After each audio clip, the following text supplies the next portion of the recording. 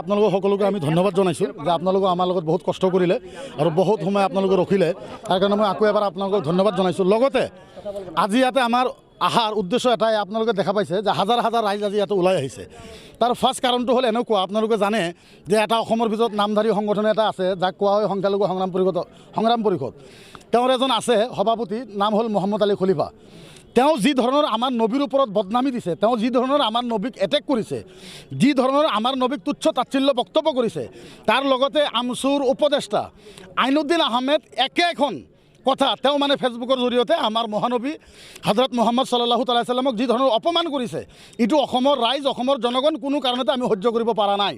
যাৰ কাৰণে আজি ইয়াতে হাজাৰ হাজাৰ ৰাইজ ইয়াতে ওলাই আহিছে, আমি ৰাইজক কণ্ট্ৰল কৰিব পৰা নাই। আমি মাত্ৰ এটা কথাই ক'ম, বিশেষকৈ মই দৰং জিলা SP ডাঙৰীয়াক এটা কথা অনুৰোধ জনাম যে আপুনি সোনকালে 2 ঘণ্টাৰ ভিতৰতে এই আইনুদ্দিন আৰু মহম্মদ বোলা 2 লম্পটক অতি শীঘ্ৰে গ্ৰেপ্তাৰ কৰিব লাগে, অন্যথা ইয়াৰ পৰিণাম কিন্তু ভয়ংকৰ হ'ব। অন্যথা ইয়াৰ পৰিণাম কিন্তু ভয়ংকৰ হ'ব। তেতিয়া কিন্তু আমাক কোনো কাৰণত দুখ দিব নোৱাৰিব। আজি আপোনালোকে চাইছে হাজাৰ হাজাৰ মানুহ ৰাজপথত ওলাই আহিছে, তাৰ পিছতো আমি আমাৰ দৰবাৰৰ গাৰ্জেন আছিল তেখেতক লৈ আমি মানুহখিনি ৰাজপথৰ পৰা ওলাই অনাৰ কাৰণে আমি সক্ষম হৈছোঁ। তাৰ লগতে অসমৰ DGP JP সিং ডাঙৰীয়াক বিনম্ৰভাৱে অনুৰোধ কৰিছোঁ যে 2 ঘণ্টাৰ ভিতৰতে মহম্মদ আলী খলিফা তেওঁক আটক কৰিব লাগে, এৰেষ্ট কৰিব লাগে, জেল হাজতলৈ পঠাব লাগে আৰু আইনদ্দিক এৰেষ্ট কৰিব লাগে, জেল হাজতলৈ পঠাব লাগে। অন্যথা মাজতে এটা প্ৰশ্ন কৰিম, এই যি বিশেষ পোষ্টটো লিখিছিলে কি বুলি লিখিছিলে? বিশেষ পোষ্ট যিটো লিখিছে, আমাৰ মহানবী হজৰত মুহাম্মদ সাল্লাল্লাহু আলাইহি সাল্লামক আমাৰ হিন্দু ভাইসকলৰ দুৰ্গা পূজাৰ দশমীৰ লগত তুলনা কৰিছে, তাৰ লগতে অভদ্ৰ বহুত ভাষা তাতে প্ৰয়োগ কৰিছে আৰু তাতে লিখিছে যে মুছলমানৰ 95% মানুহ ফজৰ নামাজ নপঢ়িয়ে তেওঁলোকে মহানবী হজৰত মুহাম্মদ সাল্লাল্লাহু আলাইহি সাল্লামৰ দোৱা খাইৰাত কৰিছে। আমি তীব্ৰ ভাষাৰে নিন্দা কৰিছোঁ, আমি গৰিহণা জনাইছোঁ।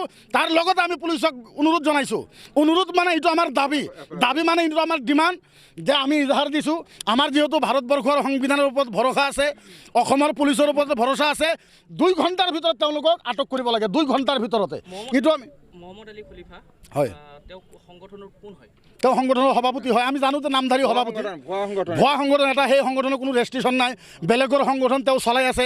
তেওঁৰ কামে দালালি কৰা আপোনালোকে গম পায়। যেতিয়া ধলপুৰৰ মানুহখিনি উচ্ছেদ কৰিছিল, শ্যামপুৰত মানুহখিনি আহিছিল, তাৰ পৰা লাখ লাখ কোটি কোটি টকা আত্মসাৎ কৰিছে, কৰাৰ পিছত আজি তেওঁৰ যিটো ৰূপ দেখাব বিচাৰিছে, এইটো কিন্তু মুছলমান ৰাইজ কোনো কাৰণতে কিন্তু আমি এইটো গ্ৰহণ কৰি ল'ব নোৱাৰোঁ। আৰু 2 নম্বৰ কথা, হিন্দু ভাইসকলৰ পূজাকো অপমান কৰিছে। তেওঁলোকৰ যিটো সন্মানীয় দুৰ্গা পূজাৰ দশমী, তাকো তেওঁলোকে মানে অপমান কৰিছে আৰু অসমৰ ভিতৰত এটা সাম্প্ৰদায়িক সংঘৰ্ষ লগোৱাৰ কাৰণে এটা ষড়যন্ত্ৰ কৰিছে। এই কথাটো আপোনালোকে মনত ৰাখিব। ইয়াৰ জৰিয়তে যদি কোনো তুৰফুৰ হয়, ইয়াৰ জৰিয়তে যদি কোনো সাম্প্ৰদায়িক কিবা ঘটনা হয়, ইয়াৰ মূল জগৰীয়া হ'ব মহম্মদ আলী খলিফা আৰু আইনুদ্দিন। এইটো আমাৰ স্পষ্ট কথা। কিবা কাৰণত